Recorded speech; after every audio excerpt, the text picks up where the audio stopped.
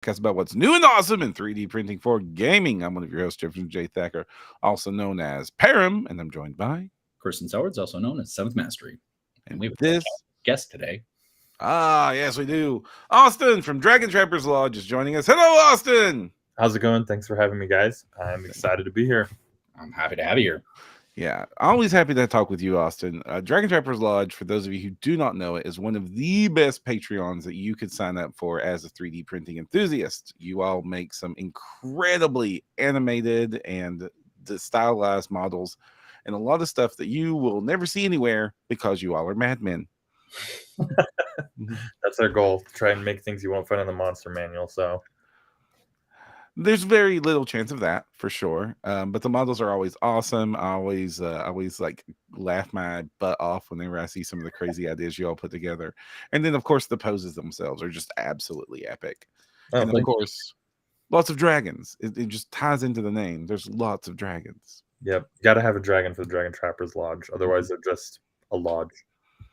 So we're going to be talking with you, like a little catch up as to what you're all doing lately, what you're currently offering, but also like as a touchstone with somebody so successful in the industry, as sort of a state of the 3D printing industry episode, where we're gonna talk shop. We're going to talk about what we think about how the industry is, where it's going, where we'd like to see it go, and of course chat about what all the awesome things DTL is doing and why you all stand out and stand above in 3D printing. Cool. Yeah. Well, where do you guys want to start? Kristen, take the lead. I think we definitely want to we might have first time people who don't know who you are. Mm-hmm. So, Austin, let's get just kind of that brief summary, how you got into gaming and how it led to DTL, and then what DTL's about. Oh, dang. Yeah. How I got into the gaming. I used to play Risk every Sunday with my dad and cousins and stuff like that, and just do that every week. It was really fun. And then in high school, I met a friend who one time referenced Magic Missile, and we were all like, "What the heck are you talking about?" We're all imagining like a missile that's magical, and he told us about D&D, and we're all like, "We want to try that." And then that was pretty much it from there, honestly. I have a background as like a concept artist doing, freelance work for like animation studios and stuff like that. And I just love D&D. I did a lot of creature art, and the real reason why I started is because I'm such a stickler for like dragon anatomy. I love dragons, obviously, Dragon Trappers Lodge. And I would see these sort of more classic dragon designs where their wings looked like kind of like umbrellas, and it would drive me crazy. I would just be like, why can't anybody just get like wing anatomy right? And so I was like, I think I could do this pretty well. And so started it, and our first set only had 3 models in it, 1 trapper, 1 little mount, and 1 dragon. And then now we're up here, we are today, where we're putting out 2 different sets and loyalty models and all that jazz. So but yeah, we make all sorts of cool monsters, mostly D&D and wargaming focused. So it's fun. It's my dream job. I just get to draw monsters all day, so it's awesome. And the way you mentioned it, you're right. Because when you first started, I grouped a lot of 3D miniature manufacturers into 2 categories. One is like the boutique designers, where they just focus on a few very solid miniatures with like super awesome art and super awesome posing. And when you all started, you were definitely like that. I like to point at Twin Goddess as another great example of what I would call a boutique designer, where small Cobra Mode, wonderful choice there. Yeah, it's awesome. Oh yeah, so like really artistic, really awesome one-off miniatures and small collections, wonderful to get. I love the boutique designers out there. And then on the other hand, you have the people like the Epic and the Titan Forge, where it's just the shotgun water hose of miniatures of the hundreds that you're going to get incredible value. And of course, also very high quality miniatures. Like everybody who's succeeding right now is doing like very high quality miniatures, like really great sculpts, really great artists, not putting anybody down, but like big teams putting out lots of models all the time, incredible value. You can't be beat. And you sort of started as one and then transitioned into the other. Yeah, I guess so, kind of. Yeah. What was that transition like? 3 people, like just a 3-person set in your first one. That's wild. Yeah, I think because I funded everything out of pocket when I started, and I don't sculpt myself. I'm a 2D artist, so I do designs and concept art and stuff. And so I just hired some sculptors. When I first started, I didn't really have any understanding of like industry rates at all. And so I would just go on ArtStation and find sculptors that I thought were really good. But there's also not a lot of sculptors who like really knew how to sculpt for 3D printing at the time either. And so a lot of them were sculpting like way over detailed than um, what you need for printing. And so from the first like 6 months of working with artists, where like every month I would just take the money I made and put it into the next set, right, and just like grow it slowly. Um, from then till now, the budget is actually not that much bigger for the sculpting. I just got way smarter about how much it should cost for a mini to be made, instead of paying like blowing half my budget on a single model, because I was like, I guess this is how much it costs. But yeah, I don't know. It just was sort of long and slow, and for a good while, just not really making hardly any money, because I just would like put it all back into making the Patreon bigger, just so we could get up there. Because at the time when we started, it was also right around, there weren't very many people before us. There was like Artisans Guild was like the big one, obviously. Archvillain and Titanforge also started like right around the exact same time we did, roughly. And so it was like those guys already have, I mean, Archvillain came in with like a huge marketing budget, and Titanforge already had a big following before they did STLs. And so we were trying to like tread water and compete with those guys. And so we just had to put it all into getting more models and trying to offer more value and, get people to look at us. So Well, obviously, people did look, because your models ranges continue to grow. The art was already great when you first started, and has really refined into a very unique look for you all over the years. I'm looking at your Curse of the Traskvale Castle model line here, and you just need to glance at the miniature and you instantly know it's Dragon Trappers, because of like the posing and the absolute exaggerated expressions on everybody's faces. It's just so wonderful. Like you can tell that there's like an energy here. Do you control the art direction really closely when you work with your sculptors? Yes. So we have, I mean, it really starts at like the 2D phase. So it used to just be me doing the 2D concept art, but it was just like, I mean, doing like 30 designs a month was just like too impossible. It's like one a day, right?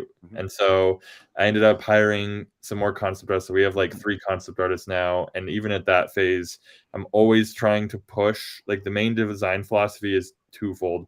One, the model should tell a story. Like I want, when someone looks at it, to feel a certain way, like either they should laugh, or they should shudder in disgust or fear, or go "aw" or something, right? I want them to look at the model and have some sort of like reaction to it.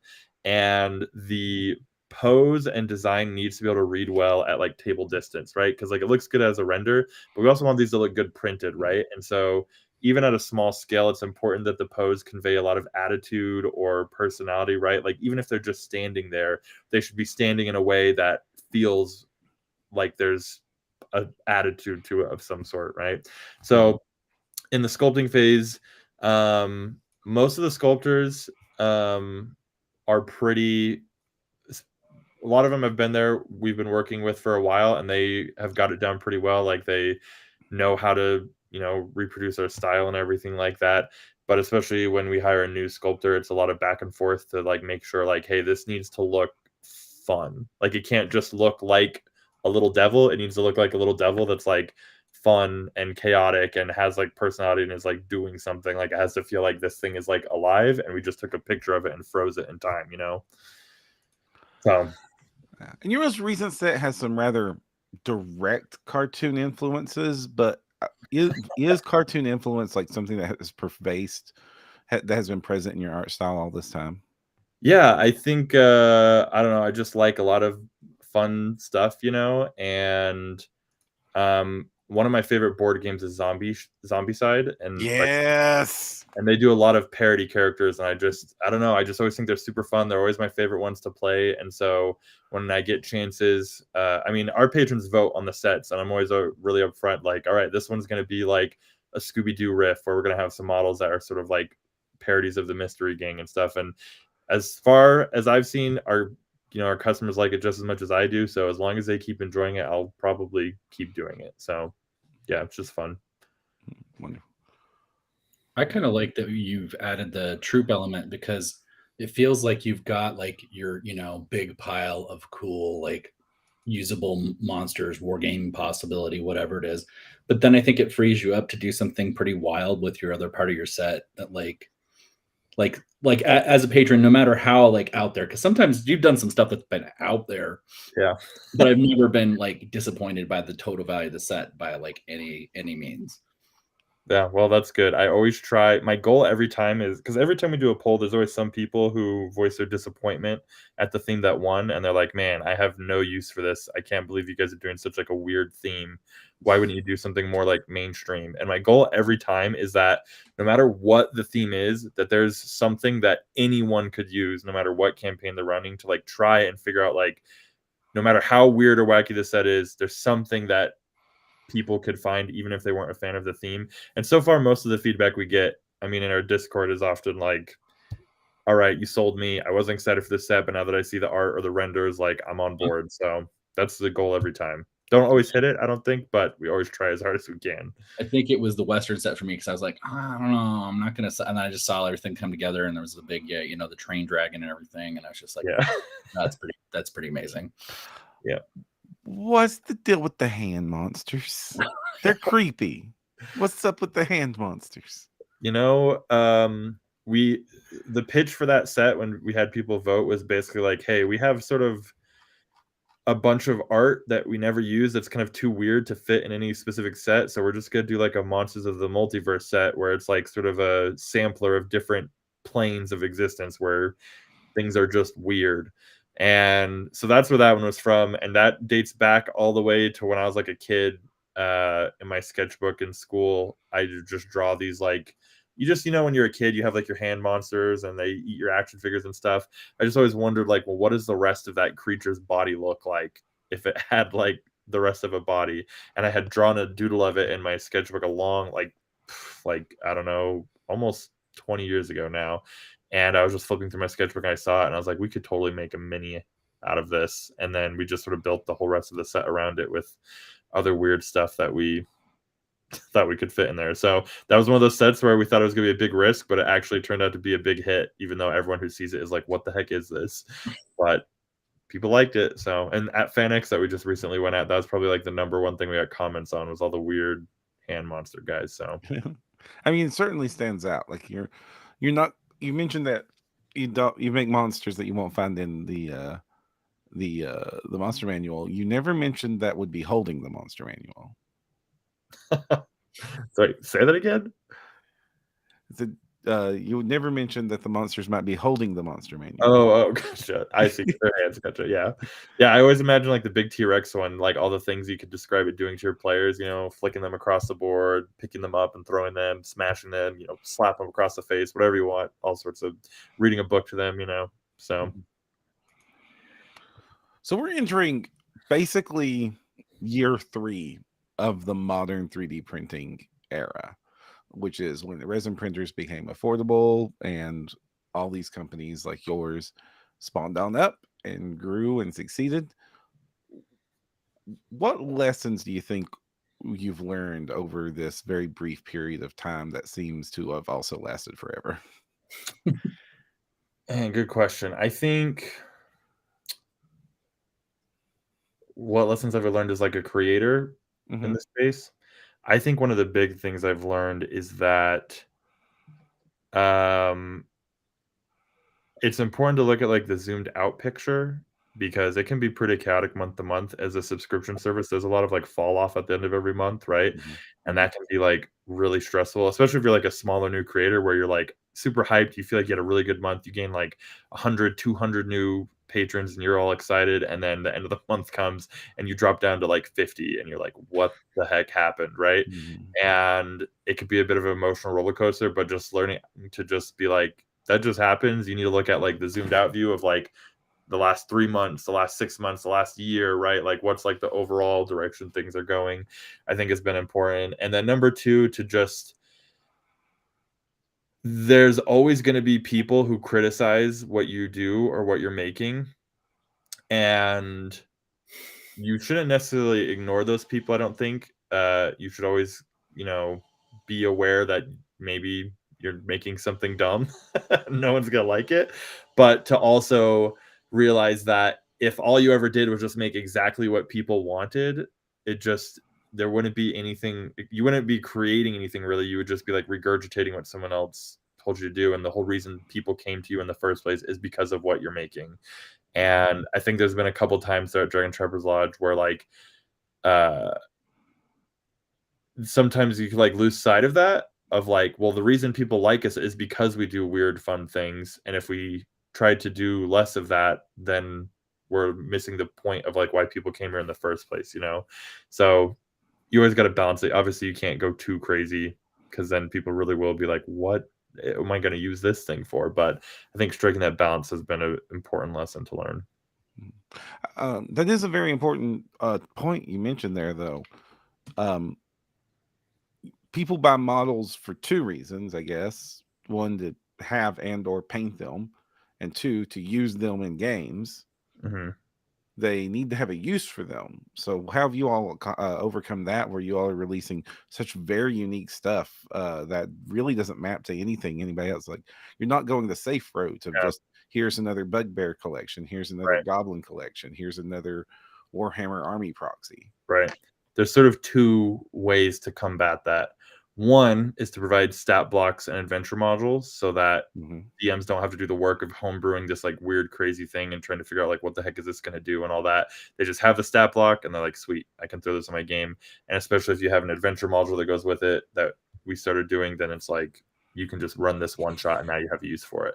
The second thing that I actually think is more important than that is, if you're going to make models that are out there and weird, you have to design a model that's so fun that when someone sees it, they make a use for it in their campaign. Like, they look at it and they're like, I don't know where I'm going to put that, but I like it so much, I have to put it in, right? Because there's a lot of our models that like, probably most of them don't fit into people's existing campaigns, right? Like, they don't have planned for a hand monster or, for these different things. There was nowhere on their radar that like, I'm going to need this many. Oh, perfect. Here's a hand monster. You have to make them so good that when someone sees it, they're like, my campaign will now have a hand monster because I just love this so much. I want to put it in it.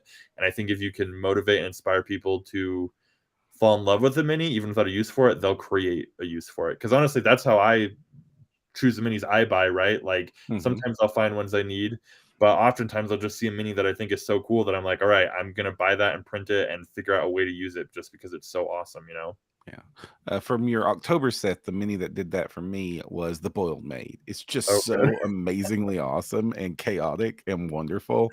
And I know that my players are going to always remember the time that this cackling hag rushed at them.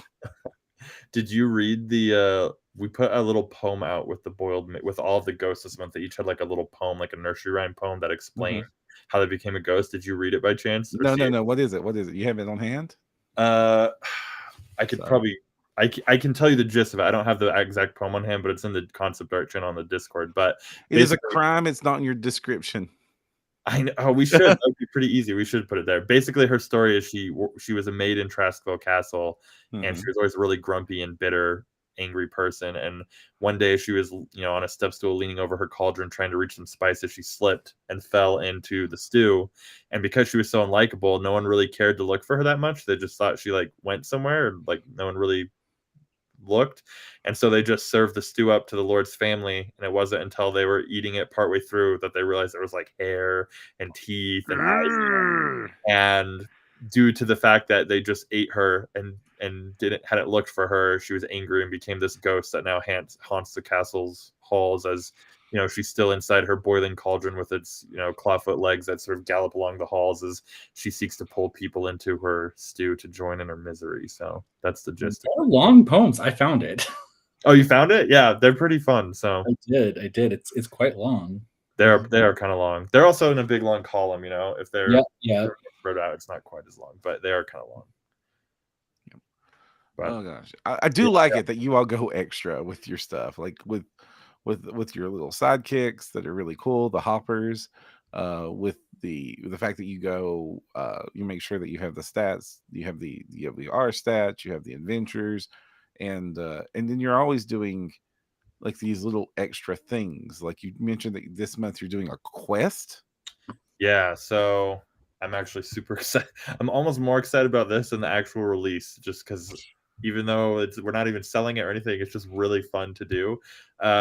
We did one a little while back ago. The first quest is basically like a virtual scavenger hunt. You have to like, follow the clues, solve the puzzles and stuff like that, dig through our different social media sites to see where we've hidden things. And we thought it was going to take people like maybe like a week, maybe 2, and they solved it in like 4 hours. We were like, okay, that's it. But it was really popular. We had a ton of people participate. Our Discord was super active. So we're like, let's do another one for Halloween. So this one is going to be, the puzzles are much more engaging and fun and bigger and harder. And the prize is also much bigger as well. So last time everyone who participated could win the Spirit Hopper, which was like a STL file we made for the quest. This one has 2 STL files you can find through doing the quest that are just free as long as you participate.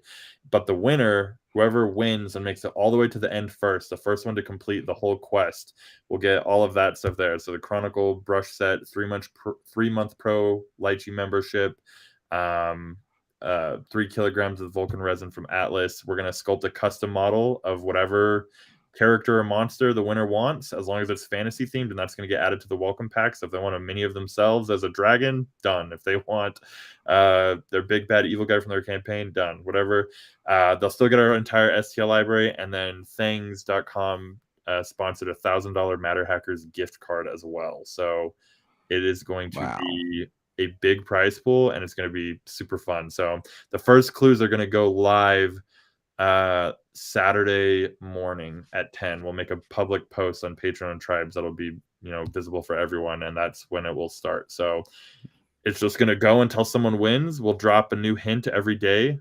so that little tiny clues to keep it going. But you don't even need those clues to win. You could solve on the first day, I guess, if you're incredibly gifted. I would be so shocked if somebody I'd actually be a little sad if someone solved it on the first day, because this has been like months of prep and work and planning and writing and all this stuff. And so, but I'm really excited for it. I think it's going to be super fun.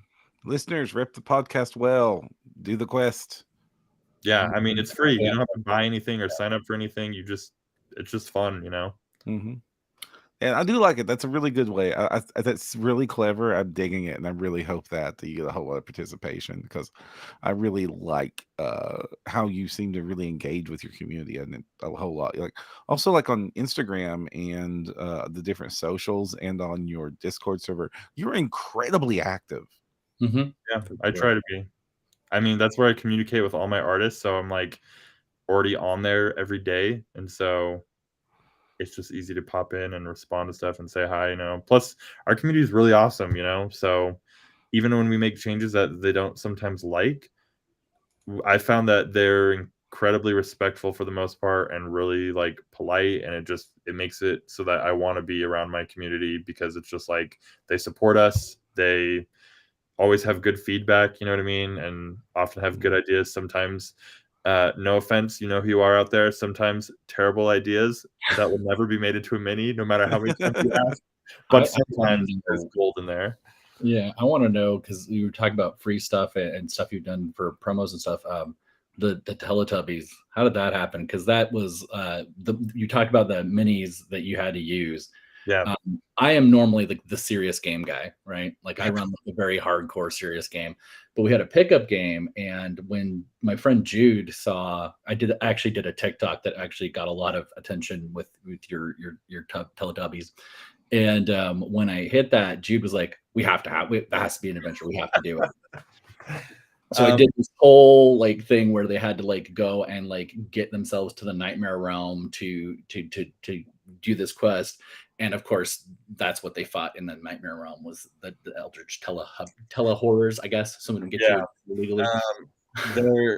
actually wasn't even really our idea. That was someone. So we do commission models for people. We don't really like advertise it a ton because it's pretty expensive. We mostly do it for like game studios and stuff like that. Sure. But if people ask and we tell them the price and they're still down, then I'm like, sure, we'll sculpt your custom models. And this guy wanted that. He wanted the 4 Teletubbies as these big, giant, scary monsters. And for consumers, in order to bring the price down for just like the regular average Joe, we normally there's like a licensing fee if you want to like reproduce or sell the models. But if you don't care about that, you don't care if we retain the rights and we sell it or whatever, then we'll Sure. bring the price down because you're just printing it for yourself, and then we can still sell it or make money off of it or do something with it afterwards, right? So it makes it a little bit more affordable for them.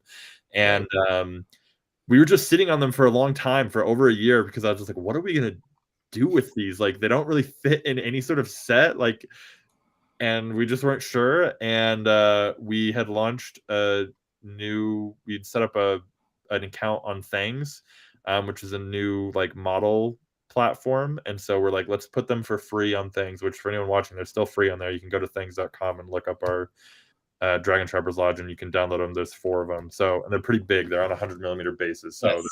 they're They are huge. I didn't realize how big they were, and I was like, "Holy crap! I can barely fit one on my plate."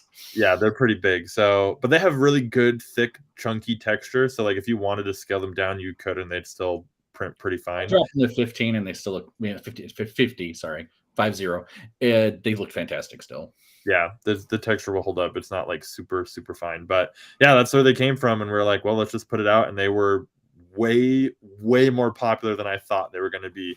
That was our first week on Things, and it shot us into the top 1% of creators on in one weekend, just because we released these 4 Teletubby horror things. So, but yeah, they're not on anywhere else but Things. So if you're looking at My Manufacturing, you can't find them. That's why. But they're free, so you can just go pick them up. But if you do, give us a follow or something while you're there. So I was gonna say, I definitely got like thousands of views. yeah, just showing those off. So yeah, It's amazing how like every so often that'll happen. Your Clockwork Dragon was another big popular one that got a lot of people's attention. I remember one creator did the Triceratops soldiers a little while ago, and that just like flooded everything. What do you think it is about what makes a model like catch like that and just sort of flood the entire community? dude, I have no idea. If I did, I'd make every model like that. But I don't know. I feel like every time we release a set, the sets that I am most excited about do the worst, and the sets that I'm like, I don't know how this set's gonna do, blow up. So same thing on my PDFs. Absolutely. yeah, I have absolutely no idea. One thing that I always try, I kind of mentioned, is getting people to feel something. But if you can tap into sort of like the cultural zeitgeist, it does so much heavy lifting for you design wise, because people already have really strong emotions attached to these sort of cultural mainstays, right? Like Teletubbies or Scooby-Doo, or even just something like going like this with your hand, right? Like it already evokes such a strong emotion that it does so much of the heavy lifting for you with the design right off the bat. So I think the more that you can tap into that, the more sort of virality potential it has, because it resonates with a wider number of people, right? More than just like, I mean, if you can resonate with people outside of D&D, that's even better, right? Like the Teletubbies, for example, it's like that's not just a D&D thing or just a Teletubby thing. It's like a bigger than that. People can look at it and laugh and be like, "Oh, that's so creepy and weird or funny or whatever," you know. Although apparently Tetsuo did make them into Warlock patrons, so that's kind of amazing. Oh, there you go. That's horrifying. No, interesting. So we talked about a little bit about what lessons you might have learned from the past. What do you think the future of the 3D printing industry looks like? Where do you think it is going, and where would you like it to go? Where it is going, to be honest, I have had my head down to the grindstone working so much. I feel like I haven't had like a super great pulse on what's going on right now as much of like what other creators are putting out. I have heard some of our consumers saying that they feel like just the market as a whole is getting stale, that like there's not as much creativity or uniqueness, and like things just feel sort of samey or repetitive, and like feels like there's not as much freshness. I don't know, because I haven't really been like sticking my nose out there and seeing what other people are doing as much lately. Where I think And I think there's a reason why to a degree, and I think there's a place that it needs to go. And we actually just straight up told our patrons this like a little while ago that like, hey, if you want us to keep making like weird stuff, it would really help us if on the months where maybe it's something that you don't necessarily have a use for, consider just supporting us anyways, because that's what enables us to take risks.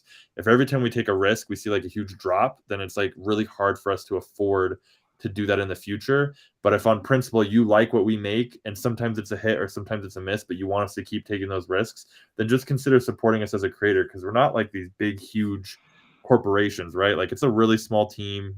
We're just doing this because we love it. We're not making like, I mean, maybe some creators out there are making like tons and tons of money, but we're not like making a killing, you know? And so I think that where it needs to go is for people to be able to sort of express that creativity more. And I think another way that will help do that is the expectation has become like the cheaper, like as cheap as possible and as many models as possible. And it's just, we even did that for a little bit as well, where we were like, we're releasing 60 models this month, you know, and it's only $10. And you can do it like once or twice to bring people in, but it's like just not sustainable. And I feel like competition has pushed it towards that.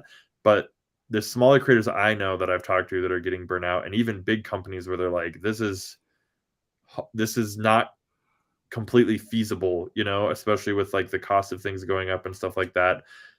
So I think probably an expectation needs to be set that like, this is a lot of work to make miniatures, right? Like you have to go through the concept phase, the sculpting phase. Like it's usually like from concept to finished model, you're probably looking at like 2 weeks of full-time work to make one model. And that's like thousands of dollars for a single model, from like concept to sculpt to supports to renders, like all of that, right? To get everything so that by the time it gets into your hands, it's like good to go.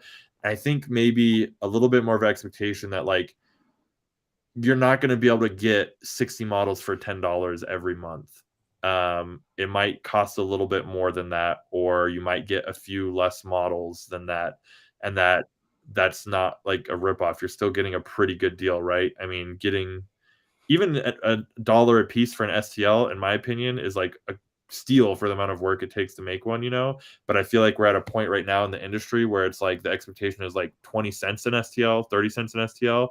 And it's just, with all the competition, I just don't know how sustainable it is in the long term. And I think that's probably why you're seeing less creativity, perhaps, is because it's riskier and riskier to do that, because it's like people just bail. So I mean, there's obviously something to be said of like, you know, customers should, you know, be judicious with their money and like not just, I'm not saying just give me your money just because I want to make weird stuff, but you know, I don't know. I think that's probably something that's going to either have to change, or I think we'll start losing certain creators who are just like, I can't keep up at this rate. And I mean, we already have. There's some people that were my first patrons that I started supporting when I first started 3D printing. They don't do it anymore just because it's like they couldn't keep up with the expectation of like 20 models a month for, you know, their tiers at like $7 or whatever. And it's like, it's just too hard, you know?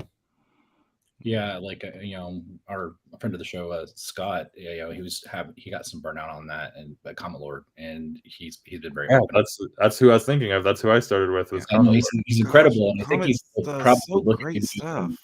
some Kickstarters and stuff. And I was just kind of surprised recently because Monolith Arts, who does like Lost Souls and stuff, is one of the first ones I've seen in a long time go backward, where they did the Kickstarter model and they've finally been successful enough that they are now they just launched their Patreon and their tribes and stuff. But I think, you know, that's kind of an exception to the way we've been headed because of the pressure, right? Like, and it's not the model count too. You're also like the expectation that you have miniatures, that you have terrain pieces sometimes, like all these extra things, you know, and not everybody can keep up with that for sure.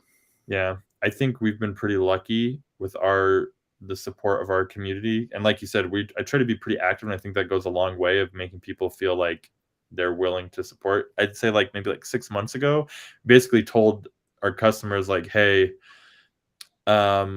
we sort of fell into the same trap of just like busting out tons and tons of models, and it's been really hard. And some of you have commented that like they're not as creative or as fun as they used to be, or they feel more generic, and they were totally right, because we were just sort of like going quick, you know?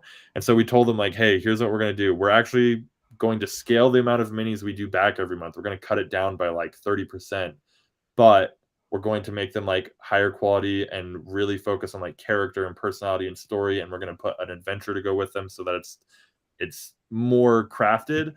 And we were pretty worried about doing that we'd get a lot of blowback, that people would be like, wow, you're going to keep the price the same but make less models, like I'm out of here. But we didn't get any negative comments at all. Like it was all, people were excited. They were like, yes, finally, like, because the truth is, if you've been printing for a long time, you probably have a massive STL library of prints that you have never ever printed and probably never ever will. And just, you know, more quantity isn't necessarily always better, right? Because it's just getting thrown on a pile of minis that you still aren't going to print probably, or like won't for a long time. But if you're getting less models, but every single one is like really good, so good that you want to print it that month, I think that's actually better. It's easier on the creator because, one, they get to spend more time on a single model, which is more fun. They get to express their creativity more, and it's just not as much like this crazy mad dash every month where it's like bust out 40-50 models and then wash, rinse, and repeat the next month and never take a break. You know what I mean? Yeah, and people can support you and save money still at the same time. Like I don't shut up about annual memberships, but as soon as like that was kind of a push with you, I was like, hell yeah, I'll do that. And because you've been consistent, your quality is good, and you do think things through. And I think that that's a great way to kind of put faith back in the creators if you can afford it. And it means those months that I have to pare down, which I kind of always have to pare down. Yeah. I still know I've got you coming, which is incredible. Yeah. So. And the way I look at it, and I've said this several times on the show, but when I look at a monthly release, if there are even just 2 models in that set that I want to print and paint, then I've way got my money's worth on that, and I just consider everything else a bonus. Yep. Yeah, I always try and think like, okay, if I can make every single model that one model for someone out there, that when they see it, they're like, I got to have that one model. Hopefully, I can get them to sign up, because it's, like you said, they can consider everything else a bonus. But yeah. So Mayor Adams and the Cauldron Mitch, and I already got my money's worth for there you go this month. Mayor Adams old sets too, though. That's crazy. Huh? I said a Mayor Adams fan, huh? Yeah. Nice. Okay, cool. That was us. I got a big check. It's still Halloween time. Their monthly thing this month is incredible because you get their 2 old sets as well. So if you do need that many count, this is the month to do it. Yeah. I just decided, I was like, I just like Halloween a lot because it's a bunch of creatures and stuff like that. And I was like, every year I just wanted to make the Halloween set really big. And I was like, but it's so like over budget. There's so much stuff. And finally I was just like, you know what? Let's just make Halloween our thing, and we'll just like lean into it. And this is our month where we can splurge and just make it really cool. And we'll make Halloween our month, and everyone will just come to know, hey, DTL's Halloween set's going to be awesome. So I don't fight the urge anymore to just go crazy with minis and designs and stuff like that. So, and I'm super glad, because you all, for a little bit there, the first year or so, the first couple of years, it was like, oh, Halloween, it's time for the ghosts and the vampires. Oh, Christmas, it's time for all the winter stuff. And you all's Halloween set has always been so much more creative than that. Like the Teskerville's castle actually is leaning more into the tropes than I'm used to y'all doing, but it's so awesome. It doesn't even matter. Freaking the inside out armor. Just what the hell? Really, what the crap? The armor mimics, yeah, that's just insane. But then you go to look at some of your previous sets. I'm trying to scroll very quickly to get to them. Just like the freaking Halloween Weird World with the freaking hand monster hut and the oogie boogie freaking crazy things and the giant plants, and I have absolutely no idea what to call the freaking pumpkin golems with the cannons on their backs. I mean, you all just go nuts for Halloween. I think it speaks a lot to like the market and what people want, because we always do polls. Every set is a poll, and for the Halloween one. Yeah, every single set will vote on. We come up with 4 ideas, and then they vote on which one they want. And for the Halloween one, we were like, "Hey, look, here's some ideas. We could do like a vampire versus werewolf set, fairly traditional, but we're still gonna do like a unique twist, do some cool stuff. Or we could do this Halloween Weird World, and I don't even know what to pitch it to you as. It's just gonna be fun, weird Halloween stuff that I've thought of."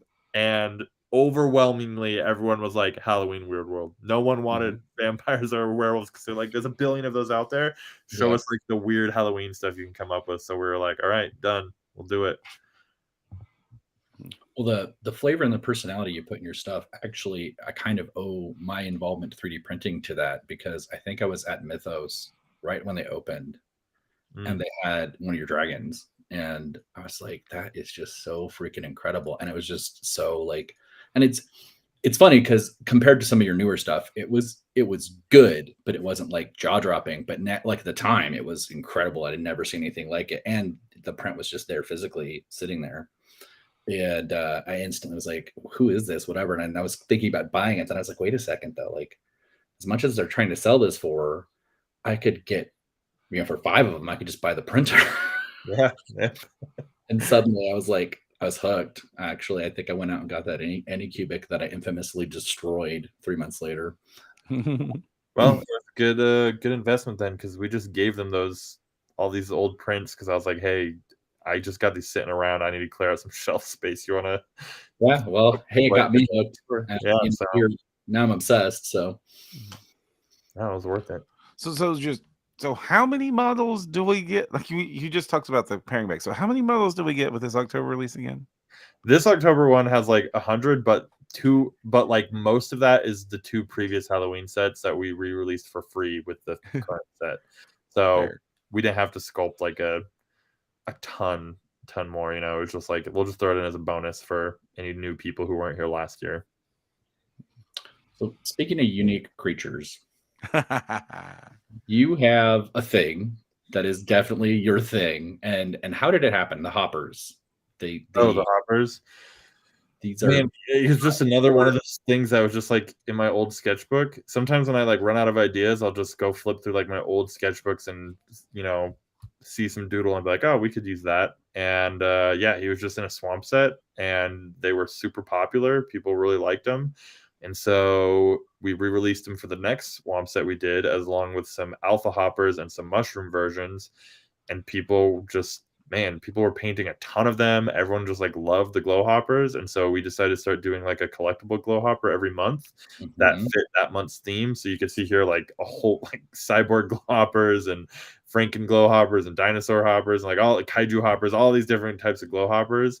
And we just did them for like over a year, and they've just been a big hit. But after a while, we wanted to move on to, we thought we'd do like another collectible type mini. So we'll be starting a new one in like December. And so what pair I'm showing here to sort of send them off, we're doing a frontier that's, because when we released them, you could only get them that month. You can't buy them in the My Mini Factory store. They were only available by subscribing for the Patreon or Tribes that month, and that was it. So as like a final send-off, we're re-releasing the whole collection. So if you missed any of them, you can get all the ones you didn't grab, as well as some new ones that are just in this frontier as just like a fun final send-off, say bye to the hoppers for now. And give people a chance to get any ones they missed. They're just, they're fun to make. They're really easy, and they're kind of cute. Kind of, I don't know. One person commented on our Patreon, they're like, "Am I the only person who hates the hopper design?" And I just commented and said, "Yes." Yes. Well, they're kind of like, they're like like if a velociraptor, a Moogle from Final Fantasy, and like a chicken was like blended up into a little cute lizard. I feel like people have in our Patreon or in our Discord described them as like frog chickens with a little bit of anglerfish in there. But basically. But they're just fun, Oh, I do like it. I do think that, I don't know. I'm kind of biased here because over at OPR we've kind of also embraced the cute with their little buddies lately too, where like every set's coming with these little sidekicks unique to each army. And I just don't know. It seems like, especially lately, we're seeing a lot of like very comfy gamers going into, and like a whole.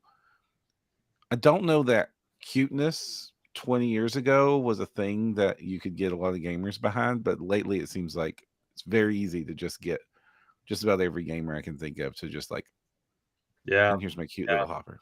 Yeah, one of our really popular Instagram posts was like just this little ooze with a sword and a backpack. And Uh-huh. he's just like a little ooze guy. He's nothing special. He's just like the most basic sculpt ever. And it got like 10,000 likes. People were just like, yeah, the ooze guy. So yeah, and our most popular army, our most popular OPR army, I think, is the Fey Petal Courts, which is like like flowery fairies and like flower. It's like flower themed, right? And people are like crazy about it. So those are amazing sculpts. Like seriously, I had just started my little like, I can't believe it's not Sylvaneth army, and those leaf wolves things that you dropped. Oh yeah, those are so awesome. I absolutely love the leaf wolves. Yeah, people like it. So I think there's also a lot more women getting into the space than used to be traditionally. And when they come in, it's just like a bunch of scary monsters, and some of them are like, hey, I like D&D, but I also like more than just scary monsters. Can we have some other stuff? And I think providing that, people seem to respond well. So yeah, definitely. Like I've probably printed, like for friends who just wanted stuff to paint, I think I've printed more fairy stuff than anything else. So, yeah, they've been popular. People keep asking us to go back and add more to that army. So I think, honestly, that one I'm like, I don't know what even else to add, honestly. But if people really want it, we'll go back and figure something else add, fun, cool, What are your thoughts on the state of the 3D printing tech right now? Yeah, good question. I feel like, let me be completely honest. I hate 3D printing. Okay, really, I love minis and I love making models. I hate like the hobby side of it, because when I print, I just want to click print and have it come out and be done. I don't want to have to like tinker. It'd be like if I needed to print like a piece of paper for something, and it was like, but isn't the fun of it spending an hour like opening up your printer, getting the I'm like, no, I just want it to print. And so having to do all the post processing and stuff is not like I'll do it, but all of our test printing is done by our support guys at Atlas, and so Atlas are superheroes. They do all the test printing for us. So when I print, I'm usually not even printing our stuff. I'm printing something I need for like a game, right. So, full disclaimer, I'm not like the most up to date on printer tech, because I've even just sometimes, if I need to print one of my own things, I'm not gonna lie, I have totally just paid one of our merchants on Etsy to print our for me, because I'm just so lazy. I don't want to get my printer out and set it all up. But as far as the tech goes, it seems like to me, because I like try and kind of be aware, of like up to date of like, okay, is there anything new that we should be aware of that we need to accommodate, or what's the average printer bed size so we can make sure we're fitting our models on most people's print beds. It feels like things haven't gone anywhere, honestly. They keep coming out with like higher and higher K printers, but past a certain point, I feel like it's not really a significant difference in the print quality. What would really be nice would be like speed, I think, like printers that can print a lot faster, or honestly something like the form printers where the resin is like a cartridge built in that you put in the printer, so it's just not as like messy and toxic and all this stuff. Like I feel like that's the direction it needs to go to really innovate and be like the next level. But I don't know, maybe people are going to turn me up around the comments and be like, you idiot, didn't you see they just came out with a new printer that uses magic lasers from an alien spaceship and it prints it in one second? I'm like, I don't know, I guess I didn't know. But yeah, it feels like it hasn't, since I started printing, it's gotten like faster and higher quality, but not like that much now. But I don't know, maybe you guys can educate me. What's your guys' take? Well, in the last 6 months, 6 months ago, everything you just said I would agree with. And then the last 6 months, I don't know what has happened. But both on the FDM side of things and on the resin side of things, they've had some really big tech breakthroughs where like all the prints are now twice as fast. Really? What? Yeah, tell me what I need to get then, because So I just picked up the Elegoo Saturn 3 Ultra. Mm-hmm. This is on the Ultra. I'm writing this down. On my phone. And what used to be like 7-hour prints for me are 3-hour prints now. Wow. And okay. Well, then it's never like mind. the new ACF film and the new hyper fast print speed profiles and the new resins that are thinner, so they get under. Like it's weird. Like they're having to tweak the viscosity of the resin so that it will flow under the plate fast enough to cover the screen for the next layer. Wow, that is.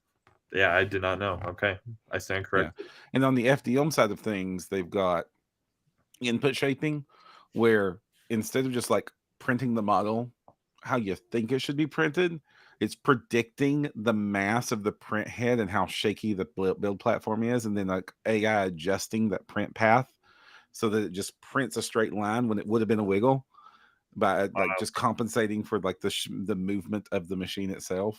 Wow. And then that has caused them to like literally triple in speed. So like what would have been a day printing is just a few hours now. To be Wow. fair, Austin, I'm still waiting for these to drop a little in price before I go for either of those.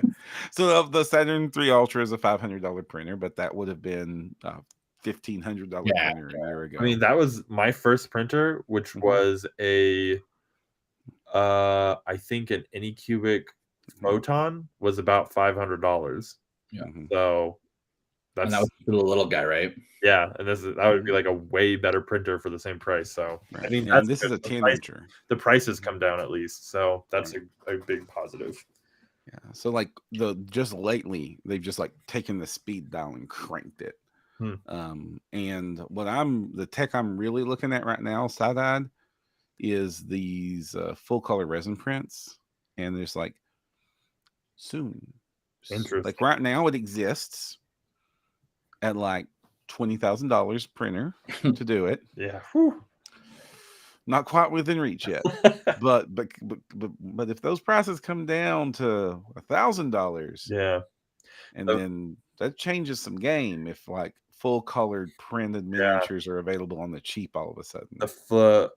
The full colored minis, they used to be really like that sort of gritty texture, but I was at Gen Con, I was checking out Hero Forge's booth, and they had all their full color prints, and they are made like a massive leap. Like I was like, oh dang, these actually look like pretty decent. They still, the metal parts don't look good. Like it seems like you would be way better off either painting your own non-metallic metal or just using metallic paint. But like all the colors, I was like, wow, this is actually a lot better than it used to be. I still think for me, the thing that would really open it up to an even bigger mainstream base, if it was just, like I said, making the resin compartment, everything like internal, you know, even if you could get it set up where it like cleans the print inside the same machine, you know, even if it's a bigger machine and a smaller print bed, but it just will like, you know, rotate, go to the cleaning side, you know, come off, cure it, whatever. I think that is what's going to, you know, make it as easy to use as like a printer or a microwave or, you know, something like that. I think that would be the next big leap, because then it takes it from a hobby and turns it into like a tool or an appliance. And once it becomes that, then it's way bigger, you know. Yeah, there's a few companies pushing that angle right now. You mentioned Form Labs, obviously they're doing some really cool stuff there. There was that Mage printer line that was coming out that was like all in one with cartridges and built-in cleaning systems and all that jazz, but the price was like $2,000-$3,000 instead of, and that's a little bit outside of the hobby. Yeah, $1,000 is like real pushing the top end of what most hobby people are willing to fork up at like the highest, I think. And these production focused 3D printers are resin printers that are kind of catching my interest right now, where instead of targeting the end user, they're targeting businesses. So like it 3D prints the resin part and then like pushes the plate out and then flexes it and drops it into a basket and then prints the next part. So you just leave them running all night, and then you just have like wake up to 200 minis. Yeah, that would be good. We're looking at getting physical production up for like conventions and stuff. That would probably, something like that would be great, because you don't want to be spending all your time just setting up the next print, you know, pouring off the build plate, all that. When you get 5 of those running, it takes up a lot of time. Because you weren't selling at FanX, you were just demoing, right? No, we were selling at FanX. Okay. All right. Yeah. Maybe I was just over there because I was there during setup, I think. So I don't know that you were done. Yeah, I think you came over before the doors opened. But yeah, we sold a whole bunch of like blister pack singles and like boss packs and a bunch of stuff. So I just saw all the pretty painted stuff. Was it Chromatic who did the minis? A bunch of I did some of them. Chromatic did a bunch of them. Alan from Bicephalo Art Studio. Chromatic and Alan are our two big painters, and then some of them were from some of like painters we worked with in the past, like Stephen Smith and Stephen Oakes, two big painters we worked with in the past. But right now, we work with Chromatic and Alan, and they both are awesome painters. So they do super great job and really help bring our models to life. So we're running a little bit out of time, but one last question for you, Austin. Yep. The future of DTL. In your dream, what do you hope the future of DTL looks like? And the future for what I hope looks like is like 5 times as many patrons as we have now would be, nice. If we're like at the, what, ideal, let's double that. 10, that'd be great. 10 times as many patrons. Add a zero. Yeah, but also, sort of like dreams of like what would be really cool to do someday. Things that we will do someday that are in the works are like, campaign settings or like books and stuff like that. What I would really like to do is like board games, like a Dragon Trappers Lodge board game that, just has been like a passion project of working on in the background of just like, this would be fun someday, where all the pieces are injection molded and it just comes in a nice box. Or even like an animated series would be super fun. Just, I don't know if I mentioned earlier, but like my background is in concept art for like animation and stuff like that, doing things like that. And so it'd be really fun to have like a Dragon Trappers Lodge animated series or something like that. Would be super fun, but who knows? What would your board game be? Would it be like a dungeon crawler like Gloomhaven or? So, you gotta get me going off on this. Okay, so here's the idea. Here's what I have so far. Basically, each game you would pick the lodge, right? So the base game maybe have like 2 or 3 lodges, and each lodge sort of has like a slightly different, unique mechanic, right? And each player is playing a veteran trapper that's trying to build a crew, and they're trying to compete to become the new lodge master, basically build the most cred and traps and hunts and stuff like that, so they become the new lodge master. So it's competitive in the sense that only one person can be the new lodge master, but it's cooperative in the sense that multiple trappers crews can help take down the same monster, and depending on who contributed the most gets like the most resources, points, rewards. And additionally, as you play, you can spend resources to upgrade the lodge. So like, for example, maybe at the beginning you can only have 2 crew members plus your veteran, but if you upgrade the barracks at the lodge, well, now you can have 4, but it applies to everyone. So like, if you upgrade the barracks, you can have 4, but so can everyone else. And so everyone is helping to build the lodge and make it better, but everyone else benefits from it as well. And you're just trying to build your crew and essentially, trap the most monsters. You can trap them by relocating them or killing them or recruiting some monsters. It depends on the monster, and depending on how you deal with the monster determines what sort of rewards you get for it. So that's sort of the gist of it. I think it would be a fun one, but that sounds like a cool game. Yeah, one day we'll get there. So also sounds like a cool campaign setting seed as well. So I dig that. Yeah. Awesome. So shout out time. Where can people find your work? What would you want them to pay attention to? Yeah, so like you mentioned, our Frontier, the Copper collection, is wrapping up here on the 18th is the last day. There's 6 days left. So go ahead and check that out. That is on My Mini Factory. Just My Mini Factory, Dragon Trappers Lodge. You'll be able to see the Frontier that's going on right now. And then on Patreon, dragontrapperslodge.com/Patreon, oh my gosh, patreon.com/Dragon Trappers Lodge, where you can sign up for this month's set. And then, yeah, everyone should just come check out the quest, because like I said, it's completely free. You don't have to be a member of the Patreon or anything. Like, you don't have to pay for anything or sign up for anything. Literally just come, and at the very least, you'll get 2 free STLs. And I haven't said this anywhere else yet, but I told people that I might drop a little bit of some information about the quest. So I'll say this. One of the STLs is a mini, and the other STL is a prop. And it is a functional prop that will be used to solve clues in the quest that you will need to actually solve puzzles. That's clever. Like a decoder ring or something, huh? We'll have to try it and find out. But we also made it last time the quest, you didn't get the free STL until the very end. And we made it so that you don't have to go all the way to the very end to get the free STL. It's last time it was non-linear. This one is not linear. Or it was linear. This one's non-linear. So there'll be sort of branching paths you can go, and you don't have to spend a week digging through all the clues just to get the free STL. You can get it fairly early on with a little bit of dedication and teamwork and stuff. So come check it out. I think it's going to be super fun. We'll post about it on Saturday morning when it goes live. And yeah, who knows? You could win $1,000 gift card and a custom model. You go watch the eclipse, and then you go do the quest, right? Yep, there you go. Like right after the eclipse window, I think. Yeah, get in the mood, you know. Mm-hmm. So. All right. And thank you. And if you want to follow anything that we're doing, you can go over to printyourgames.com. We're available on all the social and also on youtube.com/Param. Chris, anything before we bounce? No. You can always follow me on the TikToks if you want. Can I do one more shout out, actually? Of course. Yes, please. I was just going to mention, I talked about a little bit earlier, there's this thing called Things, and we're trying to kind of get people to go over to it.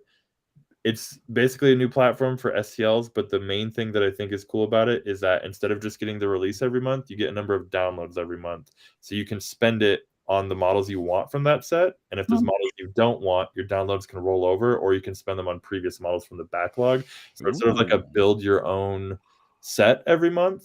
If you already have all of our models, then it doesn't really matter. But if you're like new and you don't have all of our models and you just want like a few models from the new set and some old ones, it's really cool in that way. So, and they're really, really good to creators so far. So anyways, that was all. I almost forgot to ask you, is your open call for designers still going on for the module stuff? Oh, for the writer, yeah.